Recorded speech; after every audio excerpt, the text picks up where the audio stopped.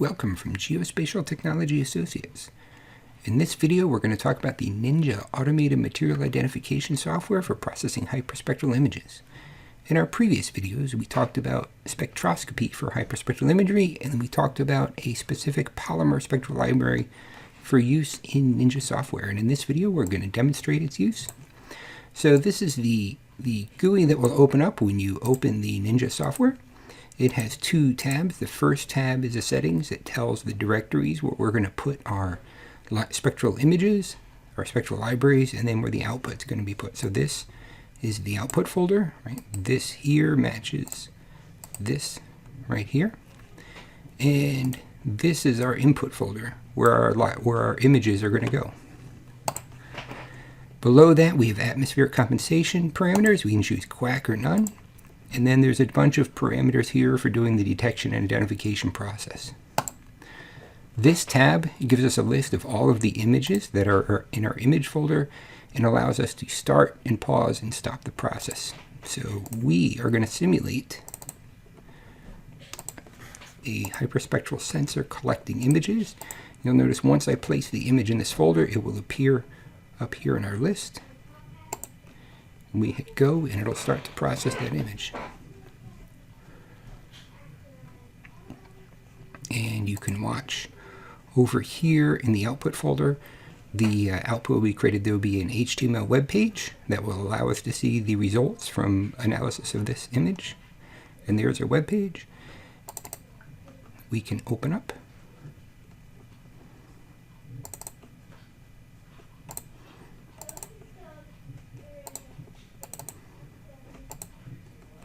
And we can open it by double-clicking there or single-clicking on the output there.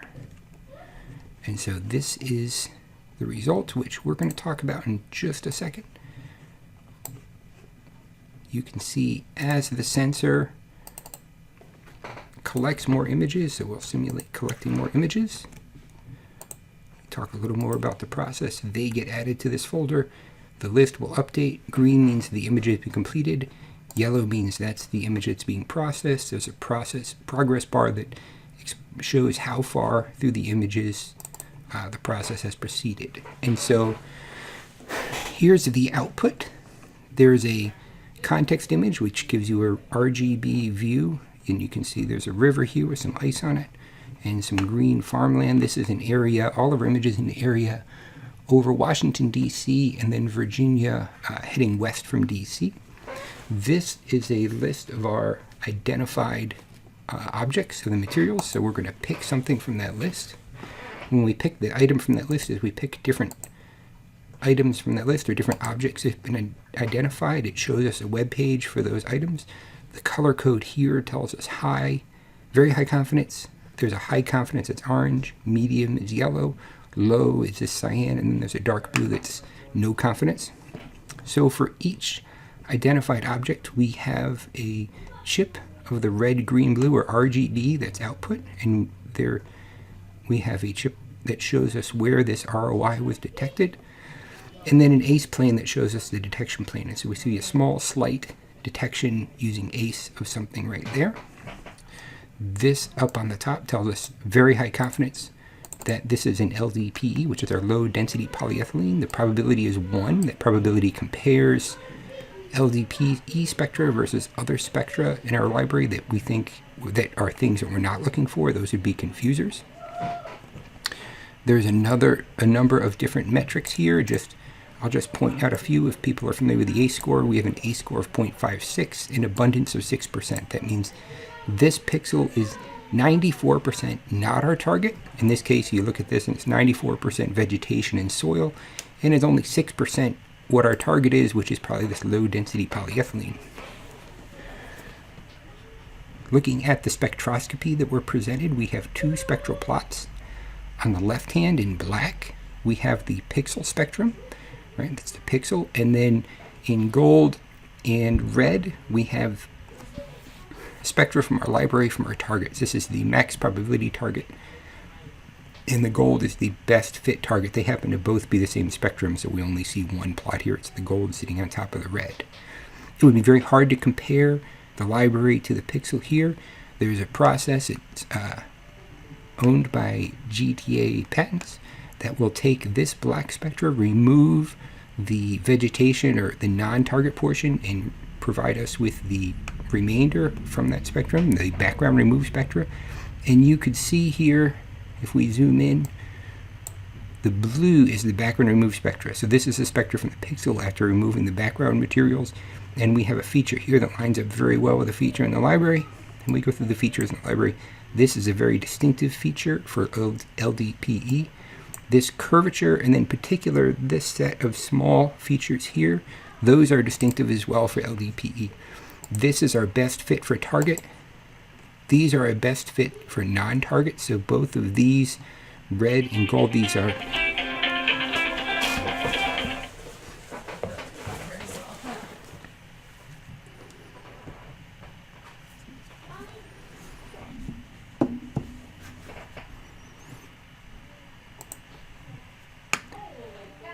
so this is our best fit for our best fit target spectrum. If we hover and then click on the non-target plot, we get the best fitting non-target. So these red and gold are spectra that are not our target. They're not what we're looking for, but they're similar.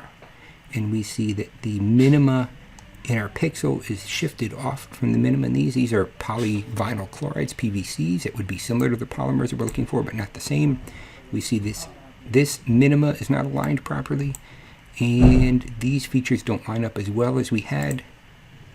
Compare those to these really nice matches here. So this is probably a low density polyethylene. Now, to be sure, we want to check some high resolution imagery, ideally coincident. We don't have coincident high resolution imagery. The imagery we're looking at here, this is from AVRIS sensor, a NASA sensor flying on I believe it's a WB-57. And so we take this location and let's pan out. And the way to line these up, you see this outcrop here of dark trees corresponds to this outcrop here. And then if you look at where the red dot is, it's coming in off the tip, coming into this road. So if you go out to the tip, this outcrop, and you come in, the object we're detecting as an LDPE is somewhere in here, and it turns out it's this set of wrapped hay bale. So likely what's going on is this low density polyethylene wrapping on the hay bales is what we're detecting here. The pixels are made of 94% non-LDPE and then 6% LDPE, and then we could pull out the spectra and do a comparison even down to these fine features of the LDPE spectra. Now let's go back to our software. We've finished processing the additional files, so let's go to Radiance file 1. Now, Radiance file is the input. Over here, we've done our atmospheric compensation using Quack. And so for Radiance file 1, here's the output, and you can see we have a lot more detections. There's a lot more man-made material and objects in this hyperspectral image. And now we go to this peat, and we come down and we have something that we've detected here. Looking at peat, we have not great feature matches. They're okay, but they're not as good as we would like. And it's a 16% abundance. And then we could check the Google Earth link. And we can go back and forth between the two, but what we're detecting here is peat, this polyethylene terephthalate. It's this greenhouse wrap, which is one of the uses of peat. It's a strong fiber, polymer fiber. Going down the list here, this one that's identified as LDPE foam packaging. That is located right here.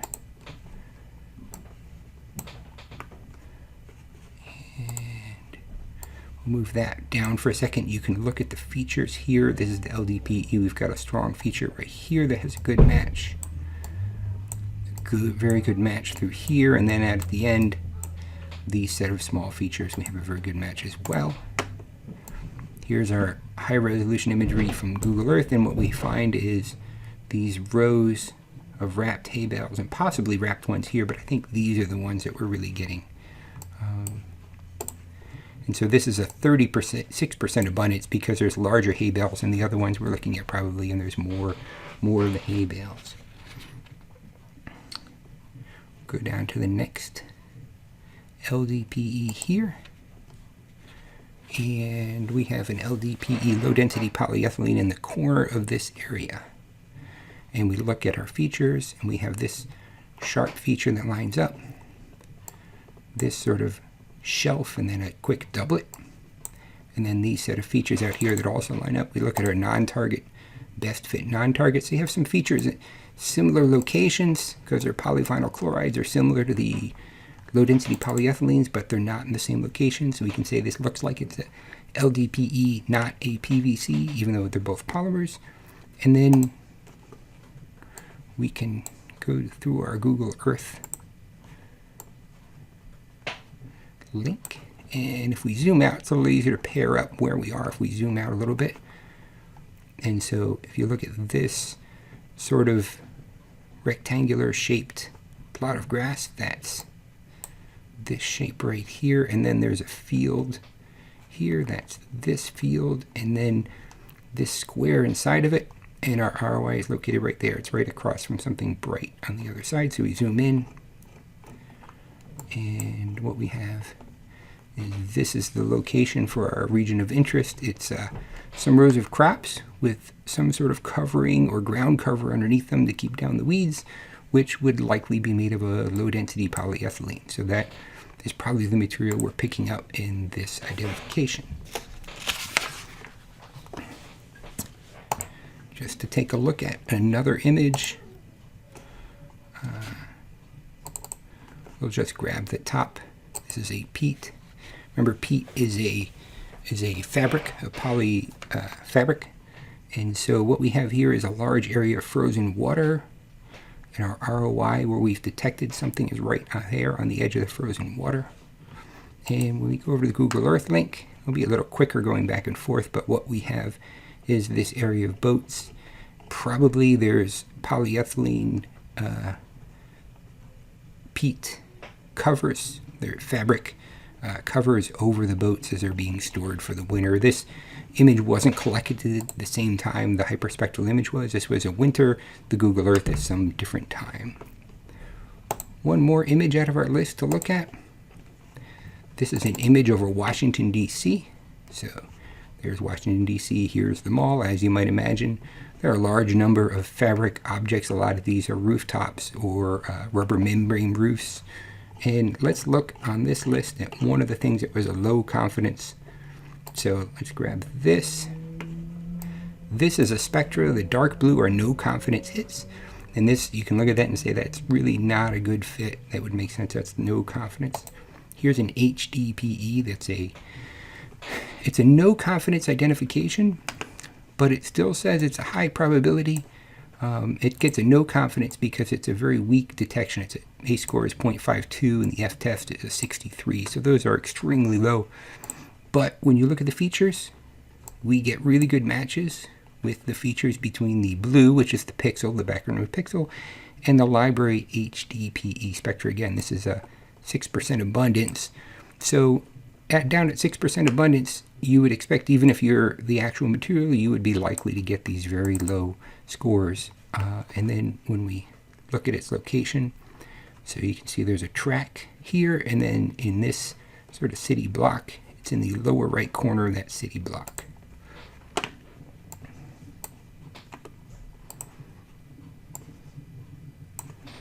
So we zoom out so that we can compare, and you can see the value of really having some high resolution imagery to compare to your hyperspectral imagery. This is the track, and there's the track. This field seems to be new since the NASA imagery, it's not there present, but this block here seems to be this block here, the Brown Education Campus. And then our identified object is right here in the bottom right hand corner, which would be right down here, and we zoom in to see what's there. And we find playgrounds with a number of these red slides and tubes, and those are outdoor things that would be very likely made of a high-density polyethylene. Remember, high-density polyethylene is used for irrigation pipes and outdoor furniture and polymer lumber, And so that's probably what we're detecting, those polymer slides. So again, that's a review of the Ninja Hyperspectral imagery processing software for doing material identification. One more feature in the outputs. Here's where all of the HTML files that we were looking at are located. And then there's a Q report, which is a CSV file that you can open up in Excel. And that will have all the identifications for all the different materials in a list form across all of the images. And so here is the latitude and longitude for each row. Each row corresponds to some identification like the ones we've been looking at. And then we have the Ninja page that we saw, the HTML page. There's a link to that. There's all our detection metrics. So you could import this into a Docker or some sort of cloud display GIS system or ArcGIS using the latitude and longitude, and then include these links to the identification pages to look at what the material was that was identified at each of those locations. Thank you very much from Geospatial Technologies, GTA.